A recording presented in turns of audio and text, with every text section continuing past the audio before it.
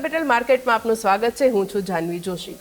આપનું pocket money શોમાં આપણે લાસ્ટ એપિસોડમાં તમે જાણકારી મેળવી કે પોકેટ મનીનું ઇમ્પોર્ટન્સ શું છે, કેવી રીતના બાળકોને બાળપણથી જ જો નાણાકીય આયોજન શીખવાડીએ તો એમને ફાયદારૂપ થઈ શકે. આજે એવો જ એક બીજો ઇન્ટરેસ્ટિંગ ટોપિક લઈને આવ્યા છીએ જે કદાચ તમને સ્કૂલમાં શીખવવા નહીં મળતો હોય. તમે બાળપણમાં સ્કૂલમાં એલ્જેબ્રા, ટ્રિયોમોલોજી કે એવા ઓર્ગેનિક કેમિસ્ટ્રીના ઘણા બધા વિષયો શીખ્યા હશે, પણ 1000 રૂપિયાને આપણે 10,000 રૂપિયામાં કેવી રીતના કન્વર્ટ કરી શકીએ એ કદાચ તમને જાણવા નહીં મળ્યું હોય. તો ચલો આજની ચર્ચામાં આપણે સ્વાગત કરીએ આપણા આજના એક્સપર્ટ મિસ્ટર અમિત ત્રિવેદી, જેઓ રાઇટર છે અને ફાઇનાન્શિયલ એક્સપર્ટ પણ છે. પર્સનલ ફાઇનાન્સમાં આટલા વર્ષોથી ઘણા સબ્જેક્ટ ઉપર એમને કામ કરેલું છે અને આજે આપણે બાળકોને કેવી રીતના સરળ રીતના નાણાકીય આયોજન શીખવાડી શકીએ એના વિશે આપણે એમના સાથે ચર્ચા કરીએ. અમિત સર, સૌથી પહેલાં તો હું તમને પૂછવા માંગીશ કે બાળકોના અંદર ફાઇનાન્શિયલ લિટરસી એટલે નાણાકીય જાગૃતતા શા માટે જરૂરી છે? સૌ પ્રથમ તો જાનવી, આ શોમાં મને બોલાવવા માટે ખૂબ આભાર. જે રીતે શરૂઆતમાં વાત કરી કે આ વિષય સ્કૂલો કોલેજોમાં શીખવવામાં નથી આવતો, અને એના હિસાબે જો જોવા જઈએ ને તો જ્યારે આપણે હાથમાં પૈસા આવે ત્યારે એની સાથે શું કરવું જોઈએ એ ખ્યાલ આવતો નથી. અને આના હિસાબે નાનપણમાં અને મોટા થયા પછી બંને સંજોગોમાં આપણે નાણાંને લગતી ઘણી બધી ભૂલો કરીએ છીએ, અને આ ભૂલોના કારણે એના પરિણામો જે ભોગવવા પડે છે ભવિષ્યમાં તે ઘણી વખત ઘણા મોંઘા પુરવાર થાય છે. અને એ હિસાબે જેટલું જલ્દી આ વિષય શીખવા મળે તે વધારે સારું, અને એટલા માટે આ શાળા લેવલે બાળકોને આ જ્ઞાન આપવું જરૂરી છે. યસ. તો સર, બાળકોને નાણાકીય સમજ આપવા માટે ઘણા બધા પહેલુઓ અત્યારે કામ કરતા હોય છે.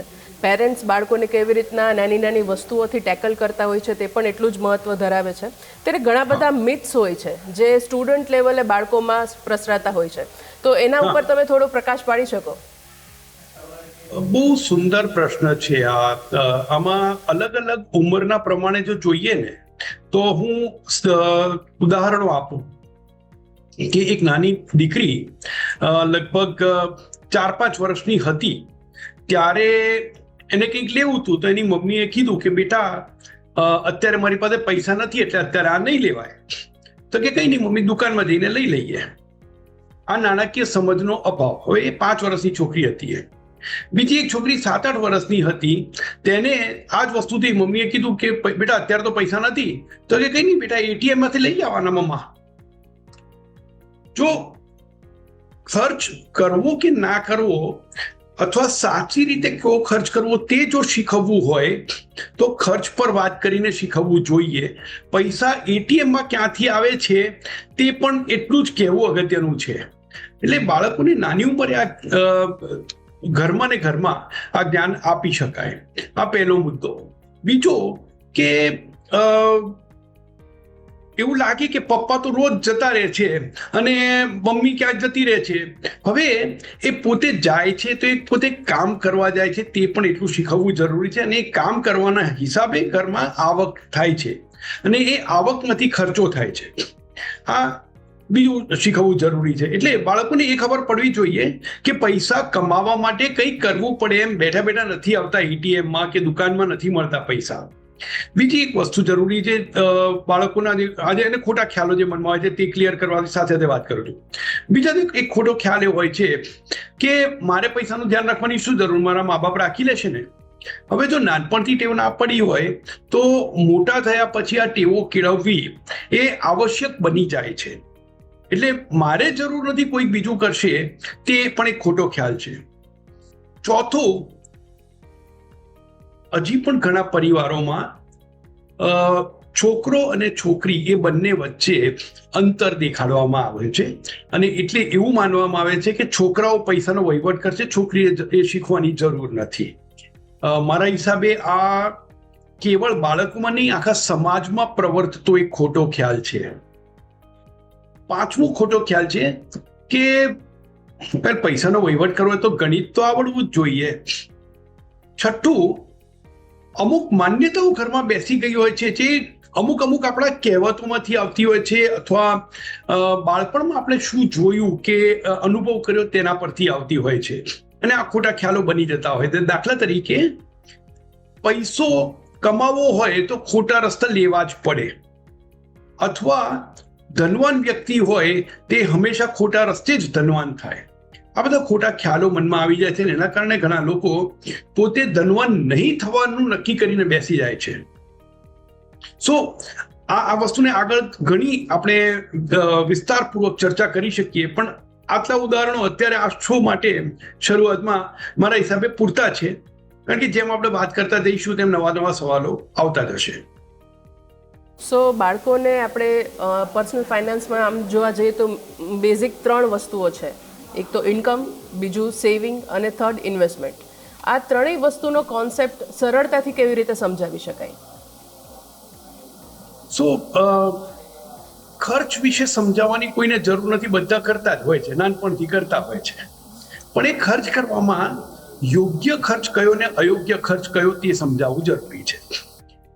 બીજું એક સમજાવવાની જરૂર છે કે આવક વધારે હોય તેનાથી ધનવાન ના થવાય, બચત વધારે હોય તો થઈ શકાય, અને બચતને યોગ્ય રીતે રોકાણ કરીએ તો ધનવાન થઈ શકાય. અને ધનવાન થવું એ પોતે એક લક્ષ્ય નથી, કોઈ લક્ષ્ય પ્રાપ્ત કરવાનું છે તે માટે ધન હોવું જરૂરી છે અને તે માટે ધનવાન બનવું જરૂરી છે. અને આના માટે લક્ષ્ય, નાણાકીય લક્ષ્ય, તેના પર સમજ આપવી ખૂબ જરૂરી છે.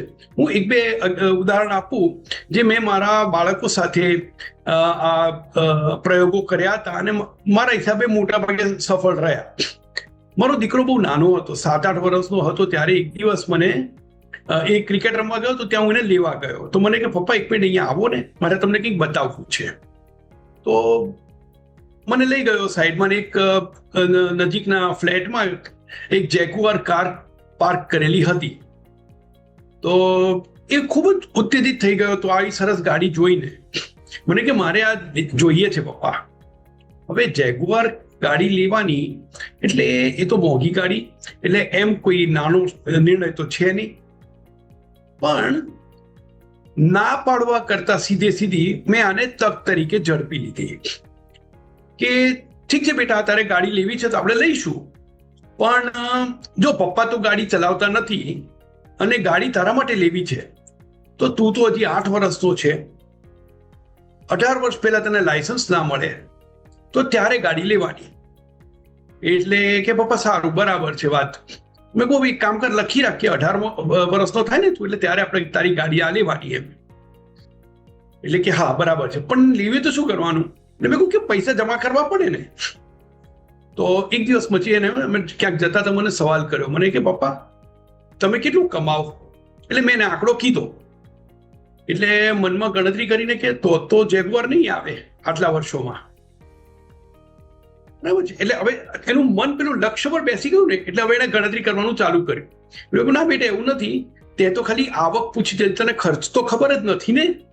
કારણ કે આવકમાંથી ખર્ચ નીકળી જાય પછી જે બચે તે બચતમાંથી આપણે કંઈ ખરીદી શકાય. એટલે દુઃખી થઈ ગયો તો ખર્ચો તો ઘણો બધો થાય, એટલે બચત તો બહુ ઓછી થાય આવક કરતા. તો આ નાની જે દિવસ દરમિયાન વાત કરતા હતા, જે તે ઉદાહરણ દેખાયું તેના આધારે આપણે એ ખ્યાલને ખેંચી અને આ વિષય તરફ લઈ જવાય. પણ એનો ફાયદો શું થયો? એક દિવસ પાછો મને કે પપ્પા આપણે કોઈ દુકાનમાં પેલી એક વસ્તુ લેવા જઈએ ને તો સેમ વસ્તુ 12 રૂપિયાની બી હોય ને 15 રૂપિયાની બી હોય. મેં કહું ઓકે, તો શું કરવાનું? તો કે ના, તો પેલી 12 રૂપિયા વાળી લેવાની. મેં કહું કેમ? એટલે કે 3 રૂપિયા બચે ને. મેં કહું ઓકે, બચે પછી શું કરવાનું? તો કેમ જેગુઆર માટે જમા નથી કરવાના. સો આપણે અમુક ઉદાહરણો એવા આપીએ કે જે એના રસનો વિષય હોય તો આ શીખવા મળે. મને બીજું એક ઉદાહરણ યાદ આવે છે, જ્યારે અગેન મારા દીકરાની જોડે બેઠો તો એને ક્રિકેટનો ઘણો શોખ. અમે એક મેચ જોતા હતા, કંઈક રેકોર્ડિંગ જોતા હશે કે કંઈક ક્યાંક વાત નીકળી, તો એમાં એક ક્રિકેટ મેચનો મેં એને ઉલ્લેખ કર્યો. મેં કહ્યું તને ખબર છે બેટા સૌથી વધારે રન કઈ વન ડે ઇન્ટરનેશનલમાં થયા હતા? તો જો યાદ હોય તો 2012માં ઓસ્ટ્રેલિયા અને ન્યુઝીલેન્ડ વચ્ચે, સાઉથ આફ્રિકા અને ઓસ્ટ્રેલિયા વચ્ચે એક મેચ થઈ હતી. એમાં ઓસ્ટ્રેલિયાએ 434 રન કર્યા, જે તે વખતનો વર્લ્ડ રેકોર્ડ હતો, અને 4 કલાક પછી એ વર્લ્ડ રેકોર્ડ તૂટી ગયો હતો કારણ કે સાઉથ આફ્રિકાએ 438 રન કર્યા અને મેચ જીતી ગયા. એટલે મેં એનો એક સંદર્ભ એ આપ્યો કે આપણે જો ઓસ્ટ્રેલિયાની તરફથી જોઈએ તો એ લોકોની આવક ઘણી હતી, રન બહુ કર્યા એ લોકોએ ભેગા, પણ એમને રન આપ્યા બહુ ને એટલે ખર્ચો વધારે કર્યો ને એટલે એ લોકો મેચ હારી ગયા. અને એની સામે 1983ની જે પ્રુડેન્શિયલ વર્લ્ડ કપની ફાઇનલ હતી તેની વાત કરી. ત્યારે 60 ઓવરની મેચમાં ભારતે ખાલી 183 રન કર્યા હતા, આવક ઓછી હતી, પણ ખાલી 140 રનમાં વેસ્ટ ઇન્ડિઝને આઉટ કરી દીધા. મતલબ ખર્ચો ઓછો કર્યો ને, તો આવક ઓછી હોવા છતાં આપણે ગેમ જીતી ગયા. એટલે આવક અને ખર્ચ એ બંનેનો સંબંધ સમજવો જરૂરી છે. તો જે બાળકોને જો રમત ગમતનો શોખ હોય ને, તો આ બે ટીમના સ્કોર તરીકે આવક અને જાવક વિશે ખૂબ સુંદર રીતે સમજાવી શકાય. આ જ વસ્તુ હવે આટલા વર્ષો સુધી જે જમા કર્યું એ એસેટ બની, અસ્કયામત બની, અને આટલી બધી મેચોમાં જે પણ ખર્ચો કર્યો અથવા રન આપ્યા એ તમારી જવાબદારીઓ અથવા લાયબિલિટી થઈ. આ એસેટ અને લાયબિલિટી એ બે વચ્ચેનો જે તફાવત થયો એને વેલ્થ કહેવાય, નેટવર્થ કહેવાય. સરળ ભાષામાં તમે પૂછ્યું ને એટલે મેં સાચા જે ઉદાહરણ મેં વાપર્યા છે તે જ તમને બતાવ્યા. પણ આવી રીતે રમત કરવી જોઈએ. આ એક ઉદાહરણ હતું સ્પોર્ટનું. હવે એ જ રીતે એ બાળકને શેમાં રસ છે તે આધારે આ વાત આગળ લઈ જઈ શકાય. બિલકુલ બિલકુલ સર, તો તમે એકદમ સરસ રીતના અને બાળકોને સમજાય એવા રમતગમતના ઉદાહરણ સાથે આ ટોપિક એક્સપ્લેન કર્યો છે. અત્યારે સમય થયો છે એક નાનકડા વિરામનો. આ ઇન્ટરેસ્ટિંગ ચર્ચાને ચાલુ રાખીએ એક નાનકડા બ્રેક બાદ.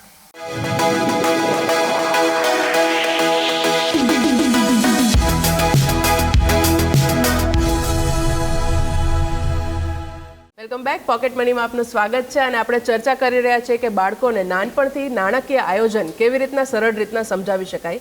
અને સમજાવવા માટે આપણા સાથે જોડાયેલા છે અમિત ત્રિવેદી, જેઓ રાઇટર છે અને પર્સનલ ફાઇનાન્સના એક્સપર્ટ છે.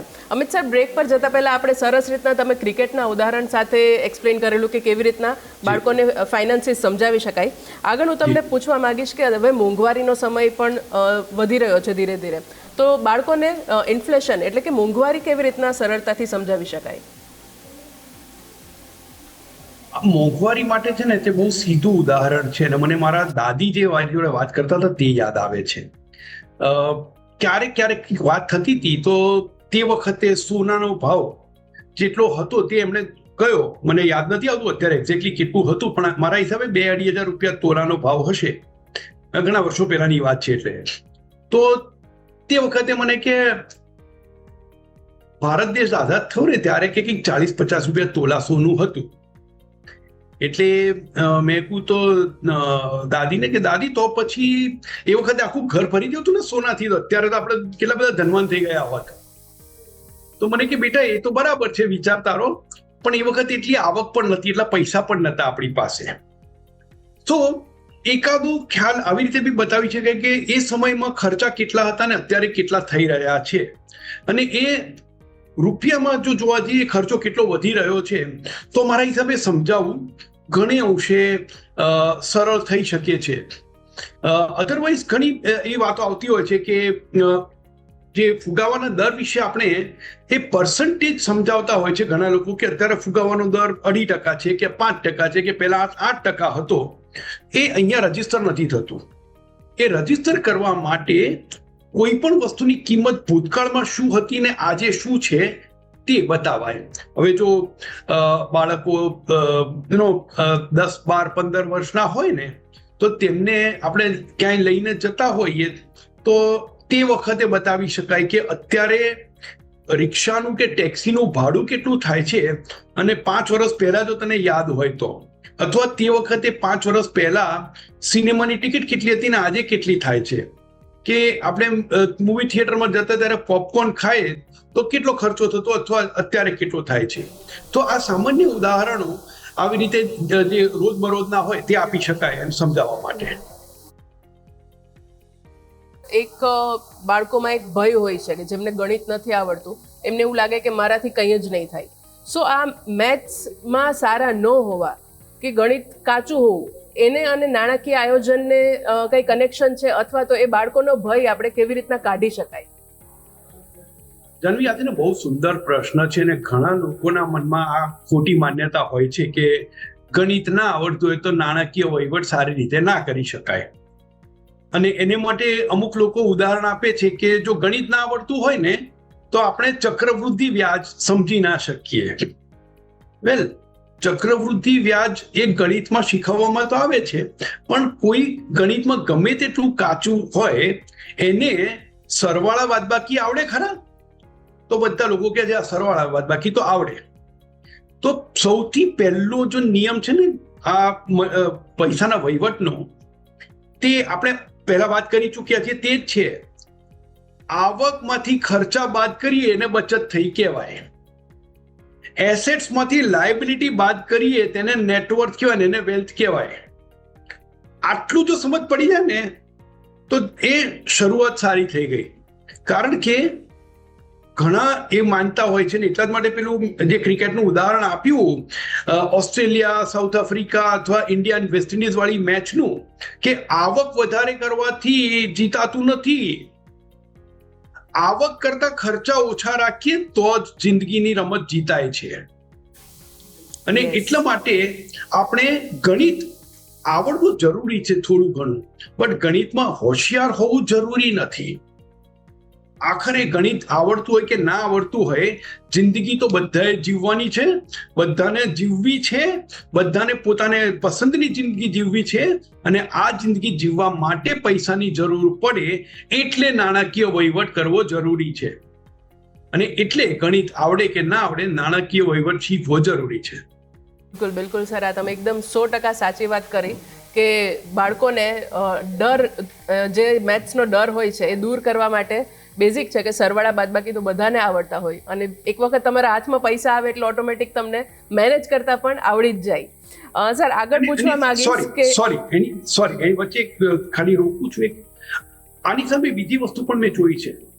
મારો લગભગ 35 વર્ષનો અનુભવ થયો આ વિષયમાં, અને હું ઘણા બધા એવા લોકોને જાણું છું કે જેને ગણિતમાં 100માંથી 100 માર્ક્સ હંમેશા માટે આવતા હતા, અને છતાં એમની પાસે પૂરતું ધન નથી. ટ્રુ.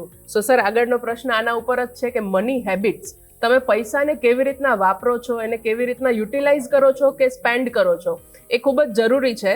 તો બાળકોની અંદર બેઝિક મની હેબિટ્સ કેવી રીતના આપણે ડેવલપ કરી શકીએ કે એ લોકોને આદત પડે કે પૈસાને આ જ રીતના વાપરવા જોઈએ? મા બાપ ઘણી વખત ફરિયાદ કરતા હોય છે કે છોકરાઓ સાંભળતા જ નથી, અને એ ફરિયાદ 100% સાચી છે. કારણ કે બાળકો સાંભળતા નથી, બાળકો જુએ છે અને જોઈને અનુકરણ કરવાના પ્રયત્ન કરે છે. એટલે જો બાળકની આદતો સુધારવી હોય તો પહેલા પોતાની આદત પર નજર કરવાની. પોતાની આદત પર નજર કર્યા ઉપરાંત બીજું એક પગલું લેવું પડે. ક્યારેક એવું થાય કે હું નવા કપડાં લેવા જઉં, તે જ વખતે મારા બાળકને જોડે લઈને ગયો હોય ને કંઈક રમકડું લેવાની વાત કરે તો ત્યારે કહેવું પડે કે આ રમકડું નથી લેવાનું. તો એ મનમાં ને મનમાં કહે છે મને ના પાડીને પોતે લે છે નવું. તો તે વખતે એનું કારણ સમજાવવું જરૂરી છે કે હું નવા કપડાં કેમ લઈ રહ્યો છું. જો બાળકો સાથે પારદર્શી રીતે, છૂટથી ખુલીને, જો યોગ્ય રીતે એમને માન આપીને સમજાવીએ તો બાળકો સમજે છે.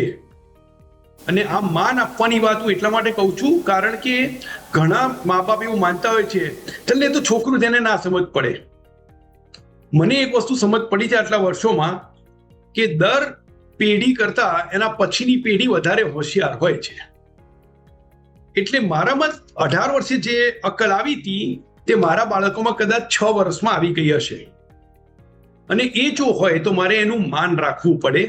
અને હું જો એને સમજીને વાત કરીશ તો એ ભવિષ્યમાં મારી જોડે સમજીને વાત કરશે, કારણ કે બાળકો સાંભળતા નથી, તે જુએ છે. સાચી વાત સર, કે બાળકો ઓબ્ઝર્વ કરે છે અને બાળપણથી જ્યારે બોલતા ન શીખ્યા હોય ત્યારે પણ તમે શું કરો છો એ ફોલો કરતા કરતા એ ઘણું બધું નવું શીખતા હોય છે. તો સર, આના જ ઉપર આગળ હું પૂછવા માંગીશ કે આપણે જ્યારે ફેમિલીની અંદર બધી જ વસ્તુઓ ડિસ્કસ કરતા હોઈએ છીએ તો બાળકોને મની મેટર્સના અંદર ક્યારથી ઇન્વોલ્વ કરવા જોઈએ જેથી કરીને એમને નાનપણથી એ પૈસાને બચાવવાની સમજ આવે અને કેવી રીતના વાપરી શકાય એની પણ સમજ આવે? શુભસ્ય શીઘ્ર, જેટલું જલ્દી કરીએ એટલું સારું. જાનવી, આપણે કોઈ પણ કુટુંબની વાત કરીએ તો બાળકની કઈ ઉંમરે બાળકને આપણે ખર્ચ કરવામાં ઇન્વોલ્વ કરીએ છીએ?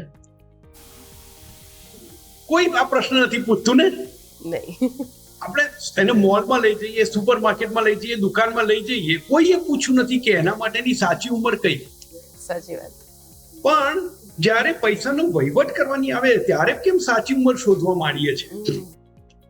તો મેં મારા પોતાના અનુભવમાં કહું તો મેં થોડુંક મોડું કર્યું હતું મારા બાળકોને ઇન્વોલ્વ કરવાનું. સૌથી પહેલા મારી દીકરી તે વખતે 12 વર્ષની થઈ ત્યારે મેં એને મારું બેંક સ્ટેટમેન્ટ અને આખું નેટવર્ક સ્ટેટમેન્ટ ખોલીને બતાવ્યું હતું. મને કે પપ્પા મને આમાં સમજ ના પડે. મેં કહ્યું એનો વાંધો નહીં, સમજ ના પડે તો પણ જોઈ લેવાનું અને હું તને દર વર્ષે બતાવીશ. એટલે બસ એ પછી ટેવ પડી ગઈ. હવે એ પોતાના પૈસાનો વહીવટ પોતે કરી લે છે. એટલે આપણે જેવું એક ટેવ પાડીએ ને એ ટેવ પડે છે, પણ એને માટે એને એવી રીતે ઇન્વોલ્વ કરવા પડે કે જેથી એને બોજ ના લાગે, એને થોડું રમત જેવું લાગે અને એવું લાગે કે આ તો મારાથી પણ થાય.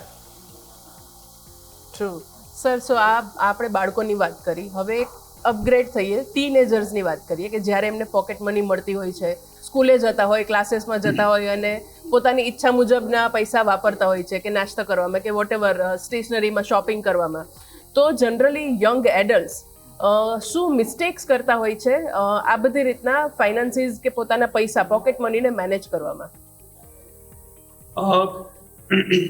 હિસાબ નથી રાખતા. ઓકે, હવે એ મારા હિસાબે ટીનેજરનો વાંક નથી, એને શીખવવું પડે.